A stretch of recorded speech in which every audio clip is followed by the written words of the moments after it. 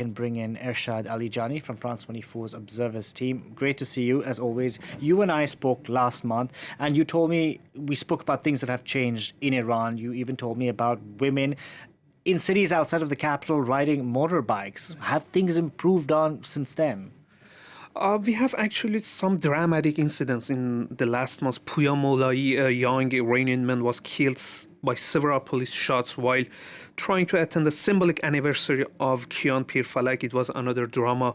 Kian Pir Falak was his 9-year-old cousin who was killed by security forces during the protest a few months ago.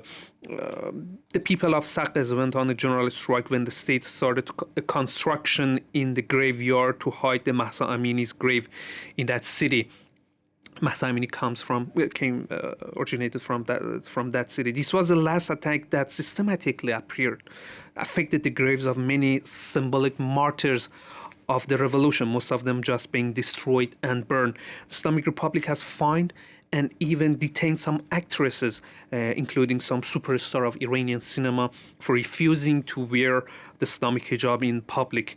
Many university students are dismissed or suspended after taking part in the protest or refusing to wear the Islamic hijab. And since 2 days ago, there have been some strikes in a university in Tehran, and the security forces attacked the students, and some of them are in critical condition in the hospitals. The internet is almost shut down, just not officially. Uploading a 10-second video on Instagram take out sometimes 6 to 7 hours for 10 seconds video.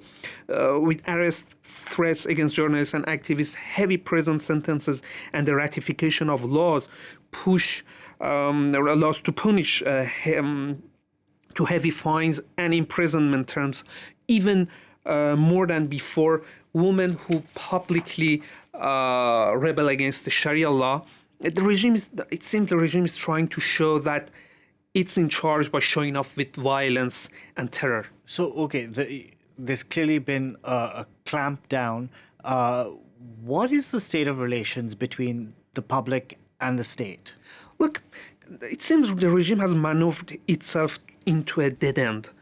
It's unable to prosecute millions of people, women who refuse to wear the Islamic hijab, for example, women who defy the ban on women riding motorbikes, for example. And on one hand, we have people, especially women, who allow the structure of Islamic Republic, Sharia law, to deteriorate.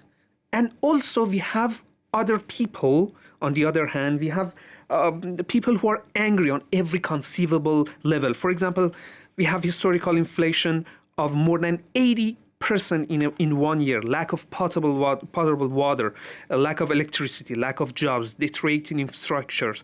If I summarize, Iranians seem to feel that the regime has failed in every aspect of governance. But at the same time, this regime refuses to compensate people in other aspects, such as social or political freedom.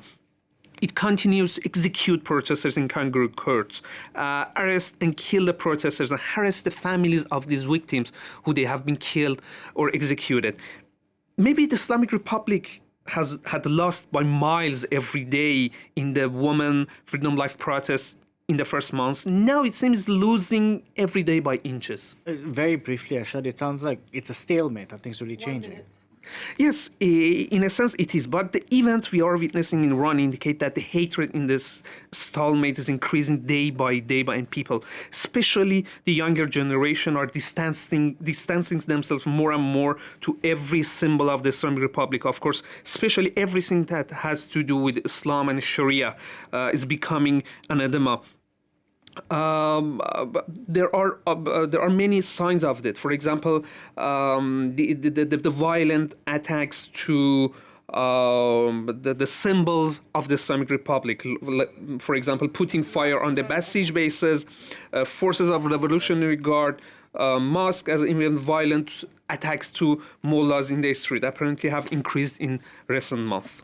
Ershad Alijani, we're going to have to leave it there. Thank you very much for that.